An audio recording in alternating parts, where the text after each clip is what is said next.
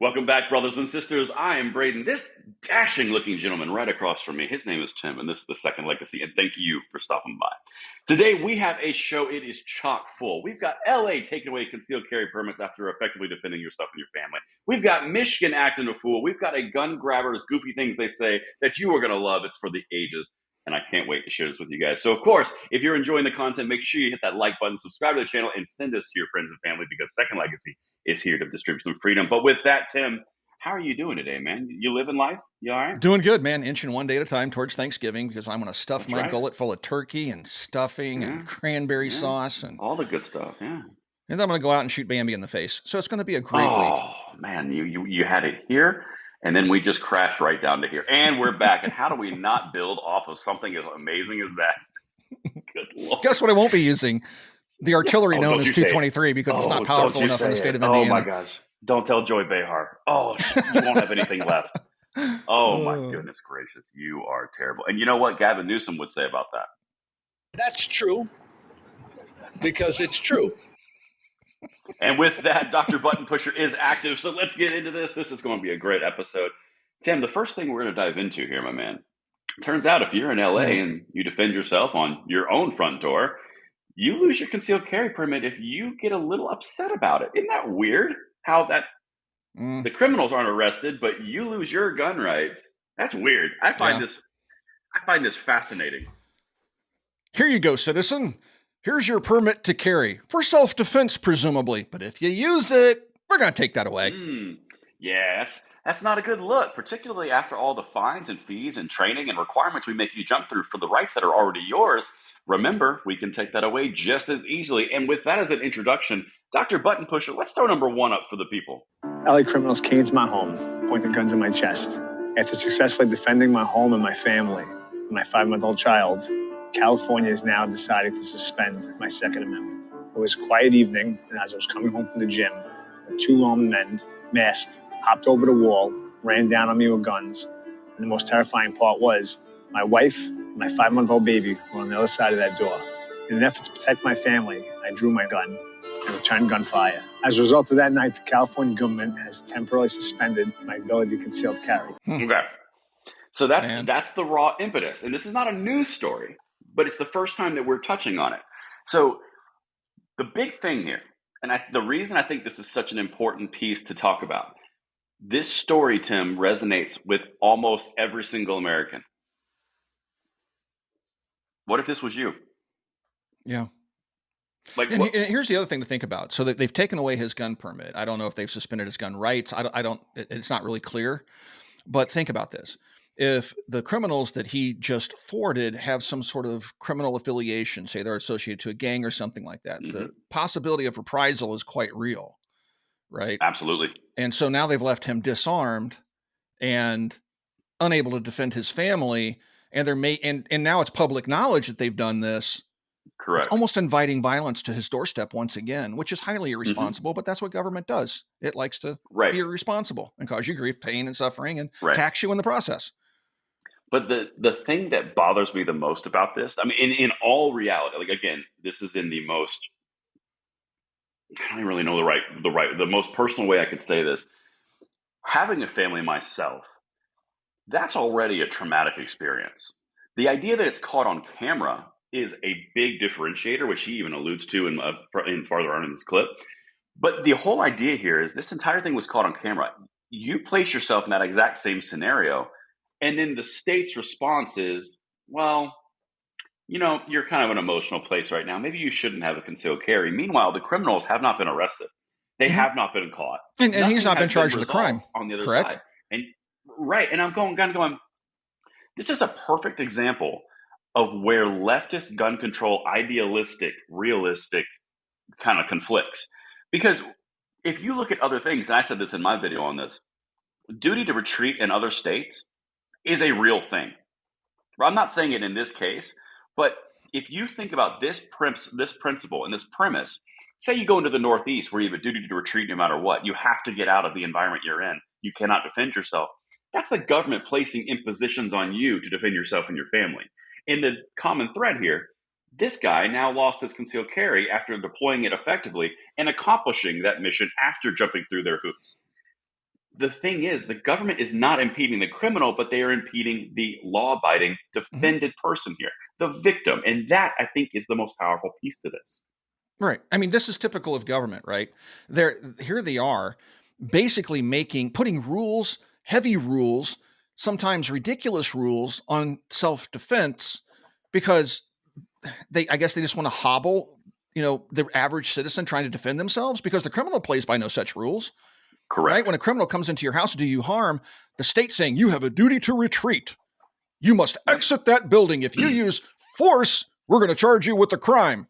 But the criminal, we're not so much worried about them. But you, law-abiding, abide the law, or we're going to take Correct. your permit and put you in jail. So it's no different than the frustration that soldiers would have felt during time of Yeah. war with the restrictive rules of engagement. The enemy plays by no such rules.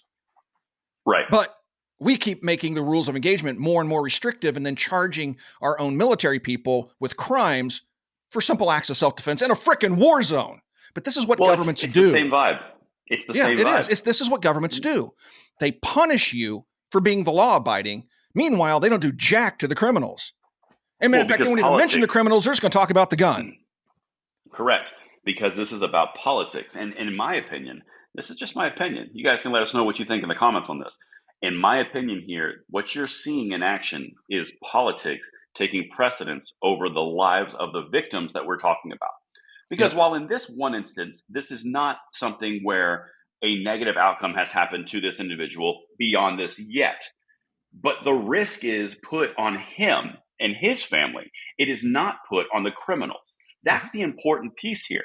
If you look at the risk reward ratio here, the criminals have no risk whatsoever because they've already assumed that risk. They've already created the assault. They've already done all the crimes. The guy on this side who defended himself, he has more risk because now the people who don't care about the risk can come back and do the same thing. He's again defenseless. Right. The main reason of this is not, oh, look at California being evil. It's the principle underlying the entire thing. If you are a criminal and you've already assumed all the risk and you've already done the penalty worthy crime, what's to stop you from doing it again? Meanwhile, he hasn't committed a crime and he's been penalized. That's the underlying thing that you try to land this plane, but for some reason, a lot of people just do not think about it that way. Yep. I And don't just get know it. that if you ever get involved in a self-defense shooting, there are going to be people, lawyers, people, judges, and magistrates, and everybody else, and law enforcement pouring over any video footage that exists, and they're going to scrutinize and criticize every little thing you do. The criminal, not so much.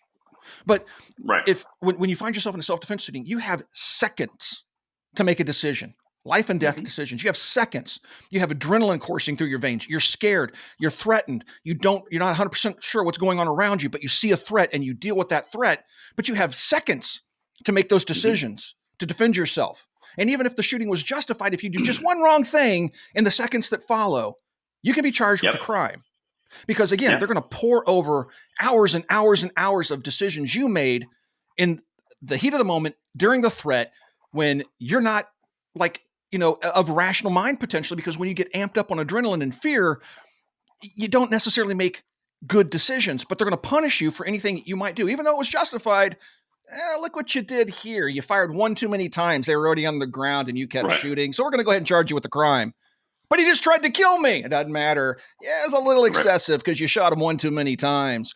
So this is what you deal with as a law-abiding when you have a government that doesn't want you, that's being drugged basically through the courts and by legislatures. They don't agree with the powers that be and allowing you to, exercise your rights. They don't like that. Right. So they're going to find every way they can to get around to punish you for doing precisely what this man did.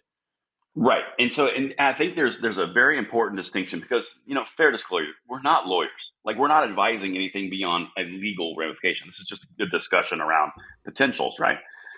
So this is not legal advice by any means. No, but if you're talking about a fine line, that's why we dive so deeply in the gun world to responsibility, to being trained, to being of sound mind when you are carrying a firearm, because it is a dramatic responsibility. You're taking something out into the world to defend yourself, but there are dramatic ramifications for that, right? And again, this is all a hypothetical, but a really big case in point that pops into my mind, Tim, that we talked about, I think this was back in the spring.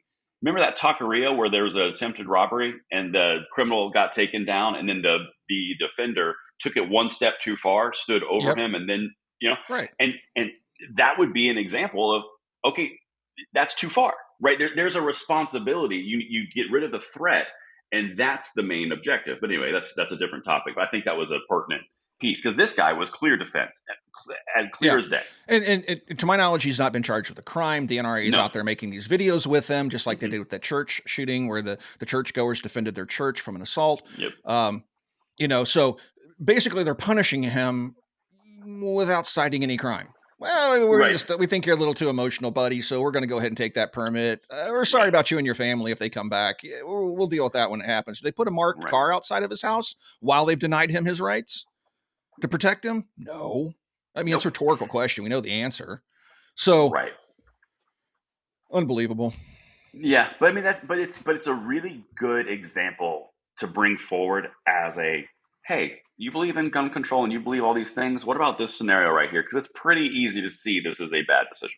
I mean, it's pretty straightforward. But Tim, that's California, and you know how California rolls. So that's that. But I think it's time to roll up to Michigan because Gretchen Whitmer, she got a little acting a fool going on. Oh boy! Because when you're bored, you got to pass more gun control laws. You have to. Yeah. In an election year, you got to do something. Yeah. You got to do something. And that's a very key point as we transition to this next segment. Got to do something. So let me walk you through a few things here, Tim, and then we'll break this down because something doesn't quite sit right with a lot of people in this. But let me show the people of Second Legacy what she just did. Dr. Button Pusher, this is number 3. Michigan continues overhaul of gun laws with extended firearm ban for misdemeanor domestic violence. Okay. So that's what she's done on a high level, and that's an article from the AP. Let's dive into number 4. Let me show you what a misdemeanor actually is. Misdemeanors typically include nonviolent crimes like shoplifting, reckless driving, simple assault, or drug possession for first-time offenders. So that's what a misdemeanor would be. And now let me show you what federal law says about misdemeanors with domestic violence, and then we'll kind of back into this, okay? This is number 5. If the person has no more than one such conviction and is not otherwise prohibited, the person shall not be disqualified from shipping, transport, possession, receipt, or purchase of a firearm if 5 years have elapsed from the latter of the judgment of conviction or the completion of the person's custodial or supervisory sentence. So basically, you've got a 5-year penalty as a federal law to be involved in physical harm misdemeanor or violent misdemeanors. You lose your gun rights if you're convicted. That is a federal law. Yes. Right. If you are convicted. Now, this is kind of where this gets a little bit weird for me, Tim. We just ran through misdemeanor. We just ran through felony misdemeanor misdemeanor on a federal level. And yet Michigan is now implementing this on a state level. My initial question to you is, why would she do this if it's already federal law that applies to Michigan by itself already? Well, that's a good question. I think it's politics.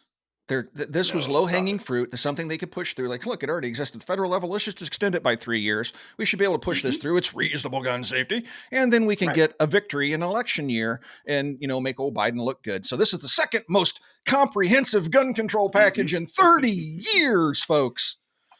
Yeah. Isn't that weird? So my initial read on this, when this first dropped, and I don't remember if you and I were texting about it or not. I think we were talking about it this morning. Dropped and plopped. Anyway. Yeah. Go ahead. My biggest point on this was, why is this being talked about as if it's something new or novel, as if it's something that they just innovated outside the box? And Gretchen Whitmer and the Democrats in Michigan are going around pounding their chest of, look what we did, Giffords.org and Every Time for Gun Safety, Moms Man Action. They're all out there pounding their chest about, look at what just happened in Michigan. And I'm it's one of those things where you're like in a twilight zone. This is already federal law. What are you celebrating? Like this is already existing law and has been for decades. And they're passing it off as a state law victory. And I'm like, yep. And they're going to pretend like this is all brand new territory. Like, look what we've accomplished. And yeah, it doesn't make sense. It doesn't make sense at all. I mean, if you listen to some of the things that she said here. This is number 7, Doctor. So Governor Gretchen Whitmer signed legislation Monday. So she did this yesterday, that prohibits individuals convicted of misdemeanor related to domestic violence from possessing firearms for at least 8-year period. So there is a difference of 8 to 5 years. But that's the only difference. State law currently includes firearm restrictions for those with felonies related to domestic abuse, but no law had existed for misdemeanor domestic abuse. So here's what she said. These bills are based on a simple idea. If you have been found guilty in court for violently assaulting your partner, you should not be able to access a deadly weapon that you could use to further threaten, harm, or kill them. It's just common sense. Well, you know what else is common sense, Tim? Is having a federal law that already exists, and then you pass it off as a state. It's so mind-boggling to me. You know what this reminds me of? This reminds me when California and New York passed laws about having unregistered fully automatic NFA items, where it's like, well, machine guns are illegal now in the state of New York. They've been illegal since 1934. Like it doesn't. You can't have 50 caliber machine guns anymore. We're going to pass a law banning Glock switches off Amazon. Yeah, it's like exactly.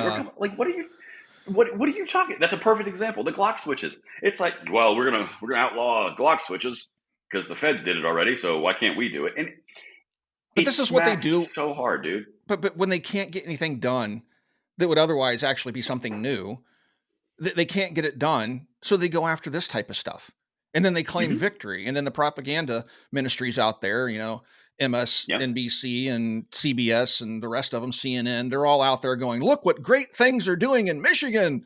And they won't tell the viewers, like, yeah, this is not news. This is not news, right? Hey, they got to amp it up, man. We got to reinstall Joe Biden as president. So we're going to show that we've accomplished something. Got to do something. Got to do something. It smacks so much of manipulation, and we're going to get to the downside of this in 1 second. We're not making light of this like it's not a thing. We're going to get to this in a second because the most important point is they're duplicating federal law. They're copying and pasting, okay? But this is an important piece. Look at number 8 here because this is new stuff they put in law this year. Legislation implementing red flag laws, stricter background checks, and safe storage laws were all signed by Whitmer earlier this year. So the entire point here, and to what Tim just said that's so crucial, they've already implemented red flag laws. There are no federal red flag laws. They implemented universal background checks, and they implemented mandatory safe storage laws. All 3 of those things are not duplicated at the federal level. Those are new threats. Those are innovations. Those are infringements on the Second Amendment, of which they just thought up because they wanted to, because apparently people in Michigan wanted abortion rights that bad. And then that's the byproduct, right? But it smacks so hard of, well, we did these things already and we can't really go much further without getting in trouble. So let's just copy a federal law. It's just. I know. And all the things that they passed, if you take a look in, say, 5 years at the numbers, guess what's not going to change? Yeah. Nothing. Not going to do anything. Nothing's going to change. And so what are they going to do? They're going to say, well, look, we've done all this stuff and these people are still misusing their guns. So we got to come back to the table and talk about this. We just need sensible gun safety laws. Well, everything you've passed hasn't done jack because you're trying to legislate morality. Right. And so basically what you're saying is, without saying it, is just give us the guns. We're just going to keep incrementally chipping away at your rights. And it's not going to have any effect. Just like the assault weapons ban they're all clamoring for. The one from 1994 did absolutely nothing. Yeah, it didn't do anything. Boy, we're going to do it again. But boy, are we getting it again. Right. But now this is the part where it comes full circle, though. And this is where you and I had a kind of a more passionate conversation around this stuff. They are trying to duplicate and create new ways to take gun rights from people that they would, and I'm devil's advocate, that they would deem a threat to themselves or others. This is in their world. The way that they are viewing this is, well, you could potentially be a threat, so we need a mechanism to take guns away from you because you can be a threat to someone or yourself, right? That's their mentality. That's their verbiage. You wouldn't disagree with that, right? That's pretty much true. Yeah, their modus operandi, right? Okay. But what about something that's very familiar when you're doing commercial fishing? What about the unintentional catch? What about the people who the system has been abused and other people who are innocent are getting their gun rights taken? For example, with a state law that mimics federal law, the state now has ability to basically choose to charge or not versus the federal. Well, what if someone decides he did this or she did this, so now they're going to lose their gun rights through the entire process? Red flag laws. They did this, he said this about that, or the other. He said, she said, you lose your gun rights. The point that I want to make here is, while this is stupid and the duplicitous nature and manipulation of this from copying and pasting federal law is just that, duplicitous and manipulation, there's also unintentional consequences between the red flag laws, the misdemeanor stuff, and the checks and safe storage that you're going to catch people who did nothing wrong because others abuse the system. You're creating a system that can be abused, which impacts people's rights. That's a massive part of this. Yep. And look, I mean, the state laws vary, and I've probably told this story before, but I have a very close friend of mine who was engaged. He broke off the engagement. His fiancee was enraged. She made a false police report, which she admitted later was false, but it took him almost a decade to get his gun rights back. He wasn't convicted of anything. And Right. so, and then you had the person making the accusation put in writing in an email that it was all fabricated. Did that make a difference to the court? No. Matter of fact, he had to go to court. He had to go to court multiple times, fight with the state of Indiana to get his rights restored. Right. And so this is what they do. And I know from being involved with a gun shop that many people that come in, at least in our state, because our state will many times the court will automatically apply an order of protection against the male in a divorce. And if your attorney isn't doing their job, they won't even know that order's been applied. So when they show up at the gun store to buy a new gun, they have no idea. They're not violent. They've not done anything. Matter of fact, their spouse hasn't even requested it, but they're under an order and protection. They can't buy a firearm. And now they have to go through all these legal hoops, retain legal services, and all this stuff just to get their rights restored because a judge made a decision. Or somebody, your spouse or significant other is angry and they just want to take your gun rights away to spite you. That would never happen. Right. And that's the risk. That's the unintentional consequence piece. Yeah. And I think that happens more frequently than actual criminals getting, stopped by these types of things. Pure harassment. I would completely agree. I would completely agree. And just for funsies, because you know how I like me some funsies, Tim, I'm going to put up number 9 just to prove the point here. Federal law already prohibits those charged with felonies or misdemeanors related to domestic violence from purchasing or possessing a gun. But advocates have pushed for state level laws that they say can be better enforced and won't be threatened by future Supreme Court rulings. So you're saying that the feds aren't doing their job and you think that the Supreme Court is limited in affecting state law? Hashtag Bruin. Hashtag Heller. Like, what are you smoking? They're idiots. I know. It's like they just got here yesterday. But whatever. Goodness gracious. But whatever. You know what? Yeah. It's a great time to go to Goofy Things Gun Grabbers Say because I'm just losing my mind on this. Yeah. Well, this isn't going to help. All right. So let's go say, so the things that Goofy Gun Grabbers Say, or just Goofy Gun Grabbers, we call it our G3 episode. Dr. Button Pusher, if you could throw out number 14 for us. So this is from our friends over at K-12 School Shooting Database. They're just a wealth of silliness. And they I mean, we produce these videos literally every single day, and almost every single day between K-12 and Davy Hogg, we have something stupid to share with you. All right. So anyway, data suggests no association between having an armed officer and deterrence of violence in these cases. He's talking about schools. An armed officer on the scene was the number one factor associated with increased casualties, folks. Yes. So yes. Having armed security increases the likelihood of violence and you being harmed. So you don't want security. So look at this. Think of all the money we could save. We don't need TSA at airports. We don't need the Secret Service and paying their salaries. We don't need any of this stuff. What do we even have police for? They only make us more endangered. Exactly. What do we have all the security for? Why do we have armed pilots and stuff? That's nonsense. We're just making people more danger and putting them in more danger. Yeah, increasing casualties left and right, Tim. It is off the charts. And if you look at the comments in this tweet, people are saying the exact same thing. So like, oh, then I guess we don't need security at the Capitol. Don't need security at airports. Don't need that. No. And sure, maybe he can find some numbers that would maybe hint towards this, but you got to use your brain, folks. Just a wee bit. Because he said in past tweets that that these shooters know their targets and they select them because they have security in them. They know it's there. They don't care. I mean, he's trying to push this narrative because what he doesn't want to do is they don't want armed security in schools. They don't want our children safe. They need the violence. I've said this many times. They need the violence because this is how they push their agenda forward. So anytime you come back and say, well, let's just put security in there. Well, it doesn't work. It doesn't work. It's because security doesn't work. Security's never worked. This would be a really great time, Tim, to bring up the New Hampshire psychiatric hospital that happened 2 or 3 days ago when a hardened target detected a threat because he walked through a metal detector. A security guard said, hey, stop, alerted people. security guard was shot, and then a police trooper who was armed took the threat down. And the only people who died were the gunman and the one security guard who died a hero, in my opinion. But see, there's a statistic. There's a statistic. Yeah, see, if that armed security guard hadn't been there, he wouldn't have been shot. Somebody else would have, but that's not the point. Yeah, I mean, and it was a non-story. You know why it was a non-story? Because the threat was stopped by security. Mass shooting, because it was stopped by security who was armed. Equal force opposed equal force, and the good force won. It is not difficult. If you have evil out there, meet it, face it, fight it, destroy it. Good talk. I mean, how mentally deficient do you have to be to think that security is a bad thing? Very, very, very, very. But he's only making the case for schools, right? Because you'll never hear him make the case for taking away the security around Joe Biden. You'll never hear him say take security out of airports. No. That's critical, folks, to safety, just not in schools. Or banks. These people are morons, dude. But he's got some number somewhere that proves that this is true. The security in schools just doesn't work. It just works everywhere else. We got to do something different. Oh, I know what it is. Ban guns. That'll fix it. Boom, done. You know what this reminds me of? I think this is an important key point to this. The left does this all the time. Gun controllers particularly are bad about it. But they will always say a well-known societal norm.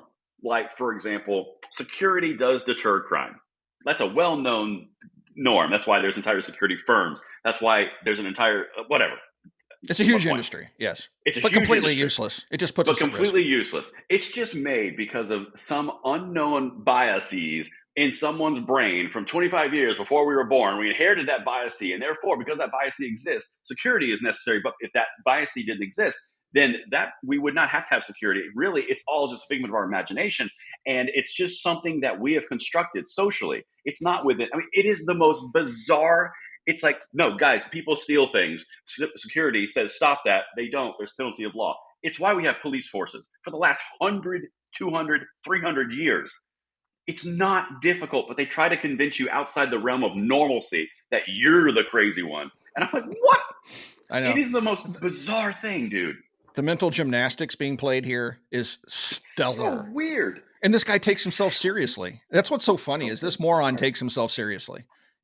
And we go back and forth. He'll make posts that jab me, and I'll go back and every single post he makes, I'm right there in his comments, including on this particular tweet. And I even told him he's going to get his own episode today. Yep, it's like this is the pinnacle of stupidity for this week. So congratulations, you get your own episode. So here it is, Davey. His name is Dave too. So wow, maybe it's a Dave thing. Parents don't name your kids Dave. Don't name your kids Dave. Yeah, because apparently it brings about morbid stupidity. Yep. Sometimes, not always. To our David watchers. Nice one. Okay, go ahead. To our David watchers. No. You do this one. This one's you. This is glorious. This is your segment. I'm just excited for number 15. Okay, number 15.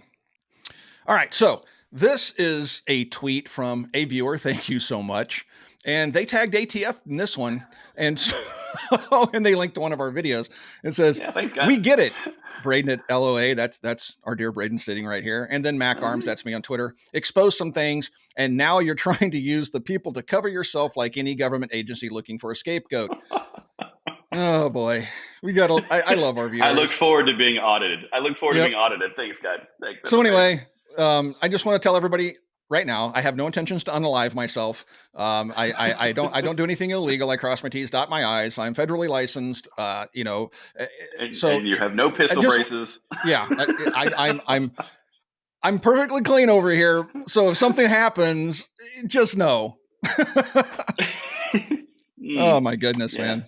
Wait, hold on, Tim. This is important. You don't have any nondescript pieces of metal laying around, do you? No, heck no. I don't have anything laying around. Good. Yeah. Okay, good. That's good. That's good. Oh, man. So thanks, Mr. Viewer. Right? Oh, no. I mean, go ahead and tag us in tweets. I mean, I go over and razz ATF every once in a while myself. They have it coming.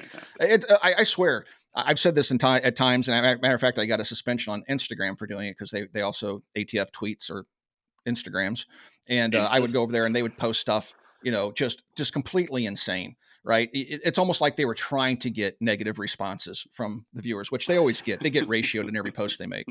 And I made a post, just a simple post saying, I'm at this point convinced that the ATF account is a pure troll account. That's they're only here to troll American citizens. because look at the quality of these posts, and I earned myself a ban on that one. Oh, Yeah, well, you so probably horrible. So horrible. You probably had it coming. I'm done with Instagram. Oh, it's such a useless service.